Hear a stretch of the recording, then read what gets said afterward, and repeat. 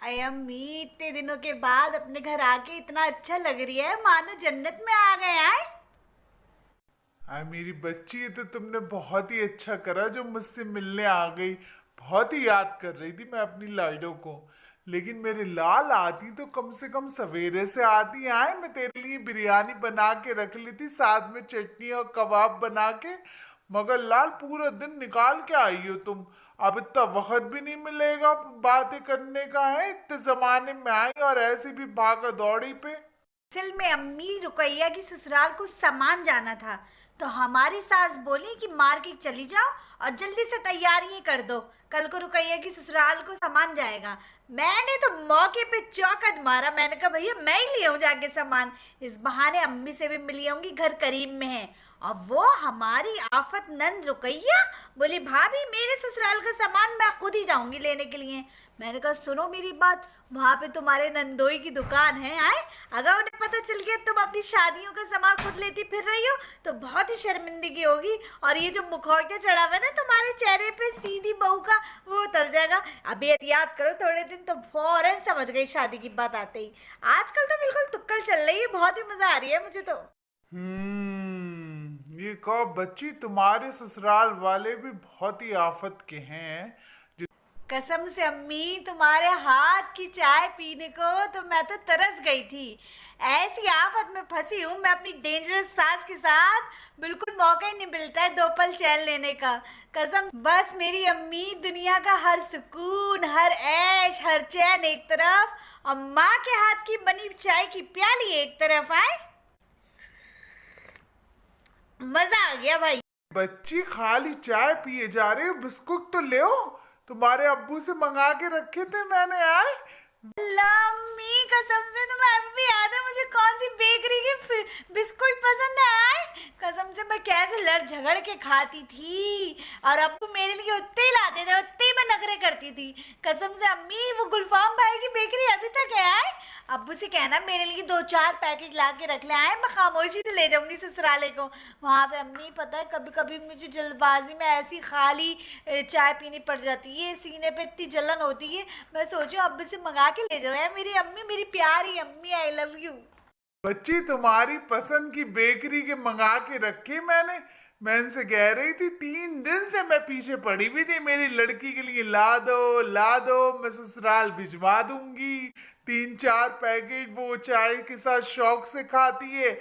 मगर तुम्हारे अब्बू सुन नहीं रहे थे। फिर कल ही मैंने झगड़ा करा, तब जाके लेके आए। आए बोले तुम्हें तुम्हारी लड़की ज्यादा ही याद आ रही है, और अल्लाह का करना देखो, इधर मैंने सोचा और इधर तुम आ गई माशाल्लाह से। मेरी नवासी रूबी को भी साथ में लिया थी। यार वो तुम्हारे सर पे बैठ के थोड़ी ना आती। मेरा भी जरा सा दिल बहल जाता है। इतना दिल चाह रहा था कसम से अपनी बच्ची को देखने का। उसे भी लिया थी साथ में ऑटो में बिठाल के। अम्मी तुम रूबी का तो नाम ही मत ले, औलाद वो मेरी जरूर है, लेकिन 3600 गुण उसके अंदर उसकी दादी के आए, सही बता रही हूँ। मुझे तो कभी कभी ऐसा लगता है ये मेरी सास पार्ट 2 ना बन जाए। अम्मी अगर मैं उसे यहाँ लिया थी कि रिकॉर्डिंग करके जाती और अपनी दादी को ए से लेके जेड तक सारी बातें बताती, पूरे 36 गुण उसके अंदर अपनी दादी के आए, जानबूझ के छोड़ के आई हूँ मैं उसे।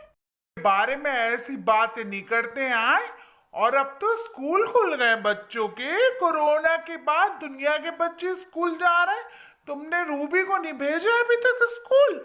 हमारा पोता तो माशाल्लाह इतने दिन हो गए जाते हुए, 3-4 दिन हो गए, खुशी खुशी उछलता हुआ जा रही है। तुमने अभी तक रूबी को स्कूल भेजना स्टार्ट नहीं किया क्या?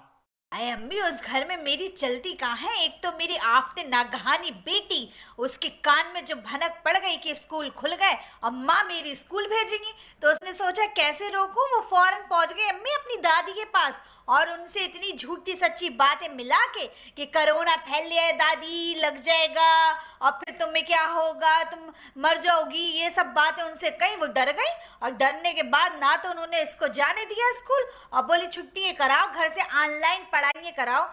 और इतना मेरा दिल जल गया था, लेकिन मेरी कहाँ चल रही है। फिर मैं खामोश हो गई बस अम्मी। लेकिन मेरी लड़की, एक भी आदत उसके अंदर खसलत ना ननिहाल की आई है ना ही मेरी आई है, सब कुछ पूरा पूरा अपनी दादी का ले लिया है उसने।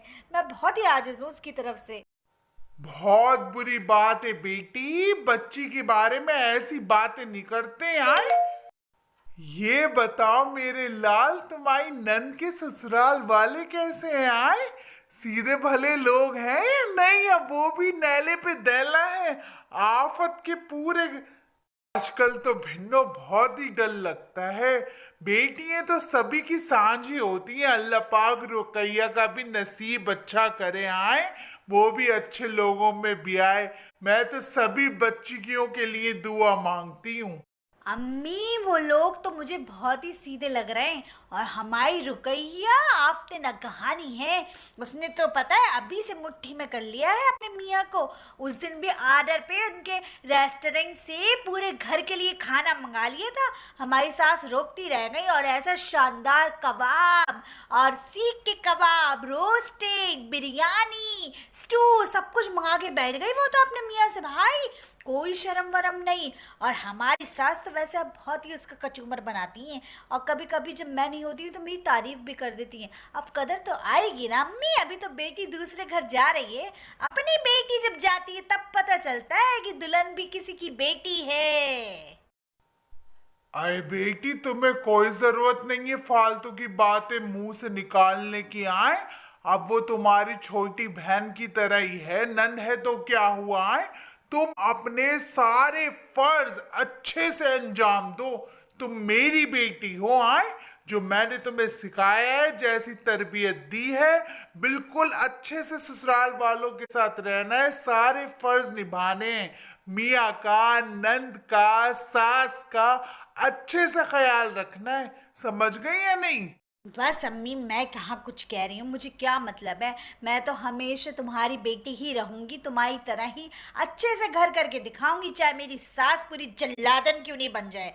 लेकिन मुझे तो तुम्हारी बेटी ही बन के रहना है अच्छी तरीके से। शाबाश मेरे लाल, मुझे तुमसे यही उम्मीद थी। मेरी लाइदें तो है ही बड़ी प्यारी माशाल्लाह से। अल्लाह पाक नसीब अच्छा करे, चैन सुकून दे घर के अंदर।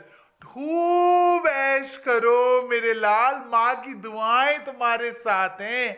बस नेक रास्ते पे चलो, सब अच्छा अच्छा करेगा अल्लाह मियाँ। ठीक है? मैं तो चाह रही हूँ जल्दी से साथ खैरियत से रुकैया अपने घर जाए, ताकि मेरे घर में अम्मी थोड़ी सी शांति हो, सुकून हो। बहुत आफत है, ना को चने चबवा दिए इसने मुझे। लेकिन अम्मी मैं इस रूबी का क्या करूँ, अपनी लड़की का पिद्दी सी है, लेकिन हरकतें उसकी ऐसी हैं मेरा तो दिल घबराने लगता है। अम्मी जैसा मैं अपनी सास से डरती हूँ ना, उससे ज्यादा मुझे अपनी लड़की से डर लगता है। ऐसी है बगला भग के यूं बैठ जाएगी जैसे है ही नहीं, सुन ही नहीं रही है, और फिर उसके बाद सारी बात जाके बोल देती है हमारी सास के सामने। वो लड़ाइयाँ करवाती है घर में, वो लड़ाइयाँ करवाती है। मेरा तो दिल चाहता है किसी दिन उसे यहाँ लाके मार मार के सुझा दूं, चटनी बना दूं उसकी। बहुत बुरी बात है बेटी, बच्ची के बारे में ऐसी बातें नहीं करते यार।